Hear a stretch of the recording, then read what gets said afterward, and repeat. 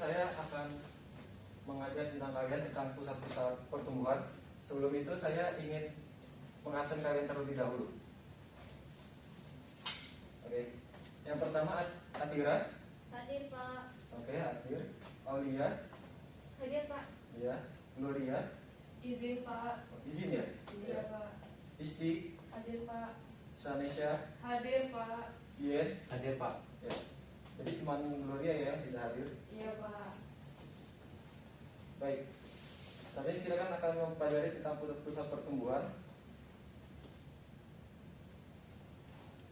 Ada yang tahu apa itu pusat-pusat pertumbuhan? Siapa? Ya, lihat apa? Isti dulu ya Pak, boleh? Ya, Iya pusat industri Pak. ya, bisa. Lihat. Kalau pusat pertumbuhan itu merupakan suatu wilayah dengan pusat pertumbuhan, terus dia tuh kayak ada pengaruh gitu Pak. Ya, hampir benar. Jadi pusat pertumbuhan itu adalah wilayah atau kawasan yang pertumbuhan atau perkembangannya itu sudah cukup pesat dan dia itu bisa mempengaruhi dengan wilayah-wilayah di lainnya. Nah, contohnya itu adalah Pulau Jakarta di Kota Jakarta. Nah, Kota Jakarta ini sudah berkembang pesat dan menjadi pusat dari pertumbuhan di Pulau Jawa. Makanya di daerah sekitaran Jakarta seperti Tangerang, Bekasi, dan Bogor itu sudah bisa dibilang kota-kota yang sudah maju gitu ya. Nah, selanjutnya adalah ada teori-teori di dalam pusat pertumbuhan. Yang pertama adalah teori tempat sentral. Nah, apa itu teori tempat sentral? Teori tempat sentral adalah sebuah teori yang dikemukakan oleh Walter Chrysler pada tahun 1933. Dia ini adalah seorang ahli geografi dan ekonomi asal Jerman. Di dalam teori ini, dia mengemukakan bahwa wilayah atau kawasan itu memiliki yang namanya pusat atau sentral. Nah, di dalam pusat atau sentral ini, dia bisa memberikan dampak bagi pemukiman atau kawasan kota-kota di sekitarnya. Nah, ini adalah contoh gambar dari teori tempat sentral. Nah, lalu ada konsep-konsep di dalam teori tempat sentral. Yang pertama adalah konsep jangkauan. Jen bisa dibacakan? Oke baik Pak. Jangkauan adalah jarak yang perlu ditempuh orang untuk mendapatkan barang kebutuhannya pada suatu waktu tertentu saja. Di dalam memenuhi kebutuhannya, penduduk memerlukan berbagai jenis barang dan jasa. Untuk memperolehnya, pasti ada yang namanya jarak tempuh. Jarak tempuh tersebut disebut dengan jangkauan. Nah, jadi di dalam jangkauan ini, yang disebut dengan jarak tempuh itu adalah disebut dengan jangkauan. Jadi setiap manusia atau penduduk pasti membutuhkan yang namanya jangkauan dalam mendapatkan barang dan jasanya. Oleh selanjutnya bisa dibacakan Isti. Ambang batas adalah jumlah minimal penduduk yang diperlukan untuk kelancaran dan keseimbangan suplai barang. Ambang batas tinggi yaitu barang kebutuhan memiliki risiko kerugian besar, sedangkan ambang batas rendah yaitu barang kebutuhan yang memiliki risiko kecil. Nah, di dalam ambang batas itu adalah jumlah minimal penduduk yang diperlukan untuk kelancaran dan keseimbangan suplai barang ini. Maksudnya ambang batas itu ada range-nya gitu. Kalau dalam sini adalah ambang batas tinggi, contohnya itu adalah kerugian yang bisa mendapatkan kerugian besar. Contohnya adalah barang-barang mahal seperti mobil, motor, dan juga smartphone. Nah, sedangkan kalau ambang batas rendah itu seperti barang-barang yang kebutuhan pokok kita seperti makan, pakaian, dan lain sebagainya. Nah, selanjutnya ada juga hierarki teori tempat sentral. Nah, di dalam hierarki ini ada 3, yaitu hierarki K3, hierarki K4, dan hierarki K7. Hierarki K3 itu apa sih? Hierarki K3 itu adalah wilayah yang mempengaruhi sepertiga dari wilayah tetangganya. Jadi dicakup itu semua. Dan biasanya di daerah ini menjadi pusat pelayanan, yaitu berupa pasar untuk memenuhi kebutuhan di sekitarnya itu. Lalu ada hierarki keempat, yaitu adalah wilayah yang mencakup setengah dari wilayah sekitar tetangganya. Dan karena diambil setengah, itu biasanya memberikan pengaruh kemungkinan itu memiliki jalur lalu lintas yang efisien untuk wilayah tetangganya. Dan yang terakhir adalah hierarki ketujuh, yaitu adalah wilayah yang mempengaruhi seluruhnya dari wilayah tetangganya tersebut. Nah, biasanya di wilayah ini dijadikan sebagai wilayah administrasi atau pusat pemerintahan. Nah, bisa kita lihat dari gambar. bahwa hierarki ketiga itu hanya mengambil dari sepertiganya, sedangkan hierarki 4 itu mengambil setengahnya dari wilayah tetangganya, dan hierarki ketujuh itu udah mengambil mencakup semuanya. Nah, selanjutnya ada teori yang kedua, yaitu adalah teori kutub pertumbuhan. Apa sih itu teori kutub pertumbuhan? Teori kutub pertumbuhan ini dikemukakan oleh Perux pada tahun 1955. Teori ini dinyatakan bahwa semua wilayah itu pusat pertumbuhannya itu tidak secara langsung, tidak secara merata. Ada tahapan-tahapannya.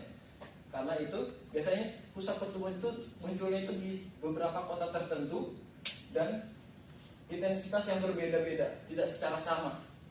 Makanya itu biasanya di dalam kutub pertumbuhan yang pertama itu biasanya hanya di sini. Dan di daerah lain ini adalah daerah yang bisa dibilang terbelakang atau tertinggal.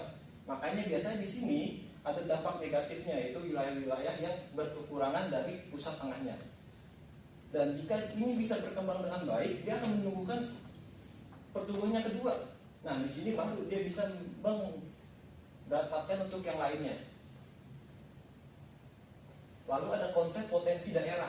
Nah, di dalam konsep potensi daerah itu menyebutkan bahwa setiap daerah itu pasti memiliki potensi, baik dari sumber daya alam maupun sumber daya manusia.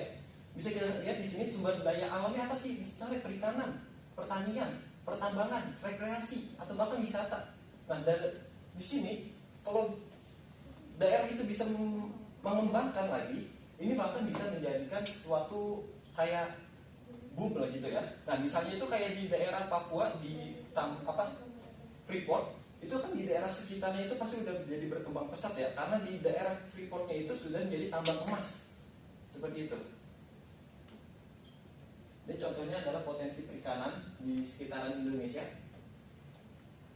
Lalu ada juga konsep agropolitan. Nah, agropolitan itu apa sih? Agropolitan itu konsepnya itu seperti di setiap pedesaan itu harus lebih terbuka dengan dunia luar. Tidak hanya tertutup, tidak hanya tradisional terus, secara modern. Makanya kalau secara modern bisa dibuat tuh yang namanya di dalam pedesaan itu jadi beberapa kota ada di dalam pedesaan. Nah, kalau sudah ada pedesaan, terus ada kotanya, nah kotanya itu bisa memajukan yang namanya pedesaan tersebut. Biasanya kalau kayak gini paling sulit dijalankan di Indonesia karena banyak warga dari pedesaan itu malah urbanisasi kota. Makanya paling sulit mendapatkan ini. Nah, lalu ada identifikasi wilayah agropolitan. Nah, yang pertama itu adalah pertumbuhan ekonomi yang stabil. Jadi kalau dilihat stabil atau malah naik, ini bisa dijadikan wilayah agropolitan. Dan kedua adalah laju pertumbuhannya itu penduduknya itu juga bisa naik atau stabil. Kalau itu baru bisa dijadikan wilayah agropolitan. Yang selanjutnya adalah perkembangan pemukiman. Lalu ada juga namanya tingkat pendidikan yang tinggi. Seperti yang tadi saya bilang bahwa banyak kan sumber daya manusia yang ada di desa yang memiliki tingkat pendidikan tinggi malah pergi ke kota untuk urbanisasi. Lalu ada juga yang namanya penggunaan teknologi. Nah, seperti yang saya bilang bahwa di desa itu biasanya itu lebih kurang banget tentang teknologinya. Makanya dengan dibuatnya daerah kota di sekitaran desa itu bisa meningkatkan penggunaan teknologi yang lebih matang. Dan yang terakhir adalah budaya masyarakatnya semoga bisa berkembang untuk memajukannya. Lalu di mana saja sih pusat-pusat pertumbuhan di Indonesia? Ada yang tahu? Di Jakarta. Ya, tadi seperti tadi di Jakarta ya. Nah, jadi di Indonesia ini menggunakan sistem pertumbuhan, pusat pertumbuhan itu menggunakan keempat konsep dan kedua konsep dan kedua teori tadi digabungkan menjadi satu supaya pembangunan di Indonesia itu dipusatkan di segala wilayah karena Indonesia kan besar dengan pulau-pulaunya. Nah, ini adalah gambar dari pulau di Indonesia dengan konsepnya yang dipakai seperti di wilayah 1, wilayah 2 dan sampai wilayah 4 itu di daerah wilayah Indonesia Timur. Nah, ini adalah beberapa pusat pertumbuhan di Indonesia. Seperti kita bisa lihat bahwa di bagian wilayah pembangunan 1 itu meliputi daerah Nanggroe, Aceh, Darussalam dan Sumatera Utara yang dimana pusatnya itu ada di Medan. Dan kalau di Jakarta itu masuknya wilayah pembagian nomor 4 yang meliputi Lampung, Jakarta, Jawa Barat, Jawa Tengah, dan Daerah Istimewa Yogyakarta yang pusatnya ada di Jakarta. Ya, terima kasih. Apakah ada yang ingin bertanya? Sudah cukup Pak. Sudah cukup, Ya, Pak. sudah cukup ya. Baik. Mungkin sekian aja pembelajaran kita hari ini. Untuk pembacaan doa bisa dilakukan oleh Zian. Oke, untuk mengakhiri pertemuan kali ini, alangkah baiknya kita berdoa. Berdoa mulai. Berdoa selesai. Ya, terima kasih semuanya. Nanti saya akan bagikan tentang PPT ini kepada kalian semua untuk kalian pelajari lebih lanjut. Ya. Wassalamualaikum warahmatullahi wabarakatuh. Waalaikumsalam